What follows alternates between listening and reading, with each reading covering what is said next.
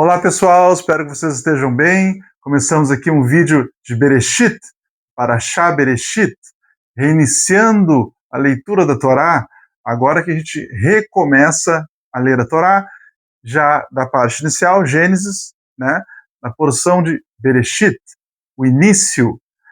Bom, aqui nós já temos uma dúvida de muita gente, por que a Torá começa com a letra B, Bereshit, no início, letra B, e não a letra Aleph, que seria do alfabeto hebraico, né?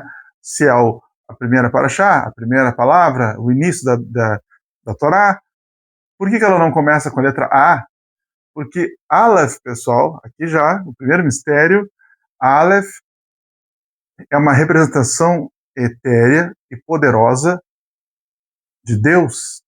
Hashem está na letra Aleph como uma emanação incorpórea, e por esse motivo a Torá sendo recebida, vinda de cima, vinda de Hashem, vinda a letra Aleph, ela começa com B, Bereshit. Essa é uma explicação cabalística do início, porque é a letra B. Já começamos bem, né? Muito legal, muito legal. Eu estou aqui com a Torá, então, Pentateuco.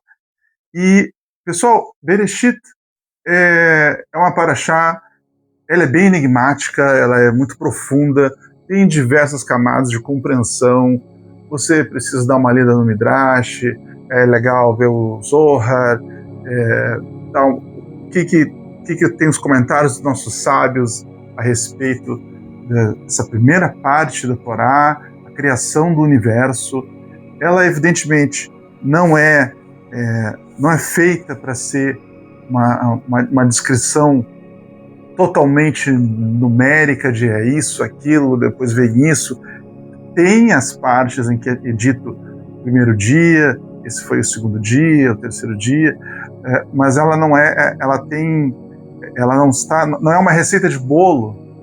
Às vezes a Torá está falando de forma genérica, às vezes ela está falando da ordem exata, mas sim começa em partes distintas. No primeiro dia, Deus faz determinados atos, no segundo dia ele tem mais atos, e no terceiro, e vai vendo toda a criação até chegar ao sétimo dia, que é o dia do descanso. E depois teremos uma explicação também do Shabat, por que se descansa no sétimo dia. Eu acho que seria interessante, e não custa ler realmente o início. Então trago para vocês. No princípio, criou Deus os céus e a terra era vã e vazia, e havia escuridão sobre a face do abismo, e o Espírito de Deus se movia sobre a face das águas. E Deus disse: seja luz, e foi luz. E viu Deus a luz que era boa, e separou Deus entre a luz e a escuridão. E chamou Deus a luz dia, e a escuridão chamou noite. E foi tarde, e foi manhã, dia 1. Só aqui, nossos sábios já se debruçam, já ficam com enormes comentários sobre o que significa essa parte. Bem, pessoal, aqui eu posso dizer para vocês que Hashem aqui ele cria um vazio, Hashem cria um espaço de criação, onde a sua energia, a luz, penetra e todas as coisas começam a surgir.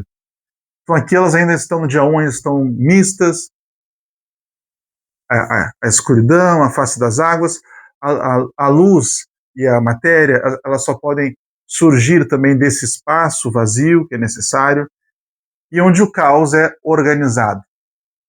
Então, seja a luz, e nesse momento o universo é criado. Depois ele prossegue no segundo dia, quando ele separa, há uma separação, a construção do firmamento, então é feito o céu, é feito o firmamento. No segundo dia também temos já o surgimento das bases espirituais de toda a criação. Então nós já temos ali a coluna da direita, a coluna da esquerda da Cabala, as energias de Reset, as energias de Gevurah, elas já vão começando a ter uma ordem no universo, a separação entre as duas a atração que elas tinham uma com a outra, a necessidade do terceiro pilar de Tiferet, tudo isso vai sendo criado nessas dimensões. Então, o universo criado, na verdade, são vários universos vão sendo criados. Olha a física quântica aí chegando junto. Vários universos vão sendo criados. Os anjos são criados, seres celestiais, no firmamento, há separação, escuridão, luz. E nesse momento aqui também vai surgindo a atração da escuridão pela luz, e como a luz também precisa da escuridão para expandir e iluminar. E depois Deus prossegue e Hashem vai criando, vem o terceiro dia, o quarto dia, o quinto dia, e o homem é criado, a humanidade surge no sexto dia. É claro que há discussões, isso aqui realmente são dias, ou se são milênios, ou se são bilhões de anos. A gente não está preocupado com isso nesse momento. Aqui a gente está vendo uma explicação muito espiritual, porque também está na Torá que a elevação do ser humano a Deus é uma elevação espiritual. Não se faz uma elevação pela matéria. A elevação a Deus se faz pela elevação espiritual. Então, os 7 dias da criação, no sexto dia, a criação do homem. Então, é interessante que Hashem diz assim, façamos o homem. Nessa parte, nossos sábios dizem que Hashem, Deus, está consultando, conversando com sua legião de anjos. Façamos o homem. Também para que não se crie vamos dizer assim, um desequilíbrio entre forças celestiais e forças materiais terrenas, que são positivas também. Nós estamos aqui no plano material, o plano material é positivo, é onde nós vivemos, é onde podemos, inclusive, nos aperfeiçoar, somente aqui isso é possível. Então Hashem consulta seus anjos, façamos o homem. Ele podia ter dito, eu estou fazendo, eu farei, faço o homem, não façamos. Ele permite que a sua congregação de anjos responda e veja e participe. Isso é bonito. Há uma união. E nasce o homem, e é do pó da terra, a umidade da terra, o barro, a história que todos vocês conhecem, a história ilustrativa. Depois Eva surge, a costela de Adão. Tem toda uma explicação espiritual, cabalística para isso. Algumas coisas não cabem no vídeo, outras são interessantes de trazer, mas que, nesse momento, Adão e Eva, eles estão no nível espiritual. Eles são almas puras. E aqui vem uma parte interessante, porque a gente fala que não era permitido comer, Deus dá o comando, não se pode comer da árvore do bem e do mal, mas também há uma outra árvore chamada árvore da vida. Isso é interessante. A árvore do bem e do mal nada mais é do que o conhecimento total de como as forças do universo funcionam e do direito à possibilidade de termos livre-arbítrio. Porque a árvore do conhecimento do bem e do mal é justamente onde está a boa inclinação e a má inclinação, e onde o ser humano escolhe todos os dias da sua vida ao acordar se ele vai se conectar com a boa inclinação ou com a má inclinação. Má inclinação, a Torá, inicialmente aqui em Bereshit, representado pela serpente que seduz Eva, não, pega aqui, come aqui a fruta. Interessante que diz fruta, tá, pessoal? Não fala maçã. A Rashi, inclusive, comenta que não é dito qual fruta é, justamente para que a gente não tenha preconceito com a árvore que gerou tal tumulto, ou que isso também seja uma questão mais elevada espiritual, não é exatamente uma árvore propriamente dita. Eles estavam aqui no Éden, o Jardim do Éden, que é um espaço espiritual já na Terra. E então, tomado conhecimento do bem e do mal, eles fazem suas primeiras escolhas, eles são puros, eles são ingênuos. Há um comentário, inclusive, que será que Eva realmente teria comido se ela soubesse de fato as intenções da serpente? Provavelmente não. Então também Eva é uma vítima nessa história também, enganada. né? E Adão e Eva, então, de posse desse novo conhecimento, Hashem depois os procura, jardim do Éden, eles são expulsos, há uma maldição para a serpente, que agora rastejará, o homem pisará em sua cabeça, a mulher a odiará. E aqui nós vemos também uma tentativa já de Adão de tentar, vamos retornar, vamos nos arrepender. Eu quero voltar a ter conexão com Deus. Então, nesse momento, onde Adão e Eva, eles abrem os olhos, eles nascem, se tornam corpóreos, eles nascem, eles vestem a pele, eles entram nesse mundo, eles eram espíritos e então se tornam pessoas materiais. E vem todas as gerações de Adão e Eva, vem a história de Caim e Abel, Caim, que vinha do lado da má inclinação, mata seu irmão Abel, a geração de Caim se multiplica, e depois Adão e Eva tem mais um filho, Set, que seria uma nova forma de correção da humanidade. Depois, através das gerações de Set também, de onde descende de Noé, que já é outra paraxá. Depois veio o dilúvio, que vai eliminar toda a geração que veio de Caim. Nós temos a história também em que descem os anjos, os Nefilim, se relacionam com a geração de Caim, com os homens, as mulheres ali, e das mulheres nascem os gigantes, então temos também toda essa parte, tudo isso é descrito aqui.